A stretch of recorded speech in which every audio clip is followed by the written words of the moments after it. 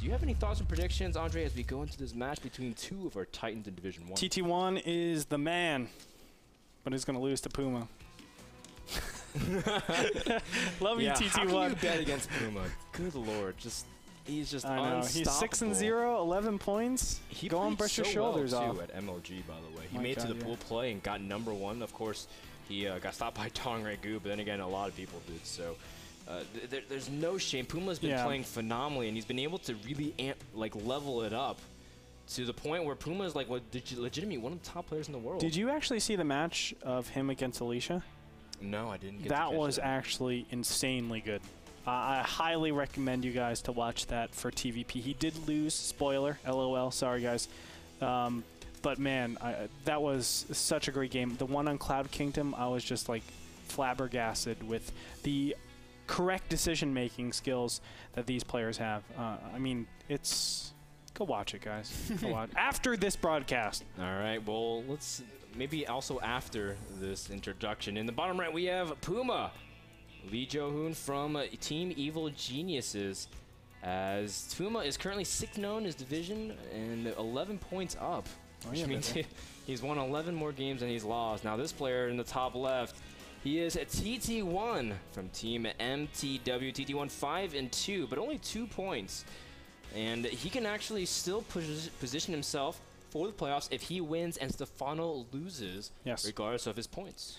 Now, I do want to mention one thing. Puma has lost a single game in the NASL group stages. A single game. Yeah, just one game. Just one game. A single out of every single match. That was the game to Braddock. Isn't that crazy? TBT game, yeah. Isn't that crazy? It took an inspirational, one of the best moments of Starcraft II, in Grito's opinion, to win a game off Puma. Yeah. It's like at that time Braddock reached into his jar of miracles and finally pulled that one. Dude, that was insane. I'm so glad that you brought that up because I love that. I love that game, baby. Anyway, I love what TT1's doing. He's going for a Nexus first, and it's just because Puma's been playing macro more and more. And you know, Puma used to be again another player that everyone considered, wow, just 1-1-1, 1-1-1. But Puma's been stepping up his macro as well, showing he's got a lot of ability to pump units out, even while controlling the way he does. Now, you've been a big proponent of this build, actually. Why don't you go and talk about it, as it is a Forge Fast expansion via Protoss. Normally, Protoss do this against Zergs, but this has actually been incorporated into the metagame a little bit. Why don't you go ahead and explain it?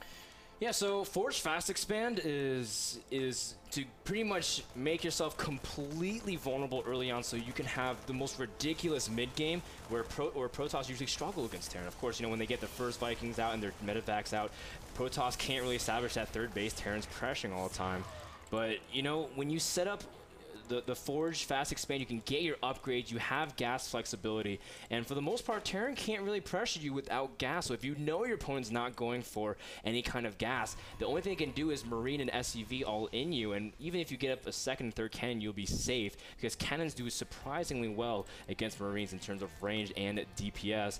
Now, what's really cool is that the Forge Fast Expand gives you a lot of flexibility. You're not limited by styles. In fact, the other day I saw a Protoss, I think it was Crank from Slayers, go Forge Fast Expand into a third Nexus and double cannon both expansions, while Terran was trying to play greedy and go for third command center. Yes. So you have so much flexibility to play heavy macro, or you can follow up with even just a 2-base all-in, which is what TT1 is capable of. He can play macro or play 2-base. The mind games that go along with this build is just insane. Yeah. You do need to actually coin flip a little bit. The coin flip is the wrong word, but you need to take risks. A little bit. Yeah, so you need to take a lot of risks and assume your opponent isn't doing a specific style. TT1 is probably doing the most standard style, I would say, from a Forge Fast expansion, getting the very early +1 attack and probably just massing up in a ton of gateways and in warp gate tech.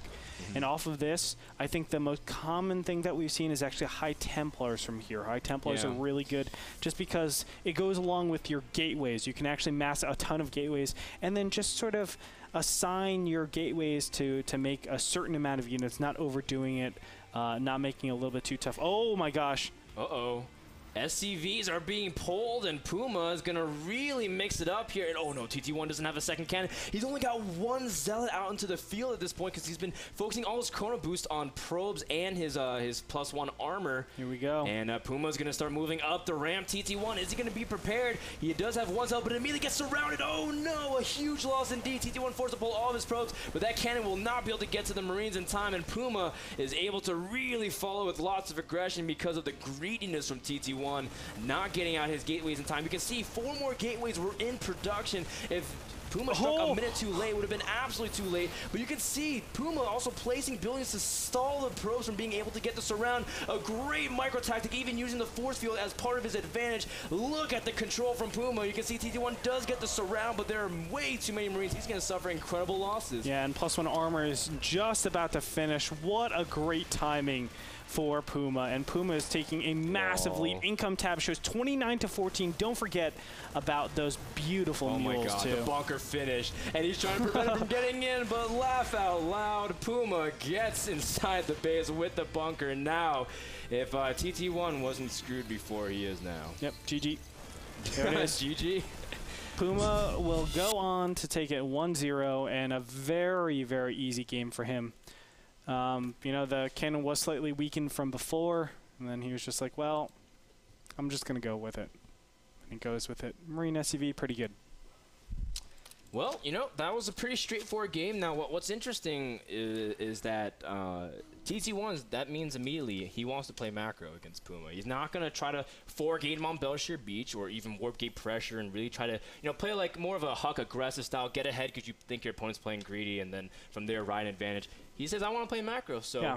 Maybe TT1's got it in him. He's not out of the series just yet, but yeah, that's tough. I think one thing we could have seen from TT1 is better SimCity. That might have given him the chance to do things, but the fact of the matter is Belshire Beach is a little bit difficult to do a Forge Fast expansion, not like a map like Ohana, where Daybreak. Or Daybreak, yeah, where you can actually take a pretty critical position, which is one of the watchtowers, and you can actually see one of those things coming. That didn't obviously happen in this game, and he paid the price for it with a very nice surprise with SCVs and Marines. I want to talk about that game, but let's thank Kingston HyperX and Kate's commercial.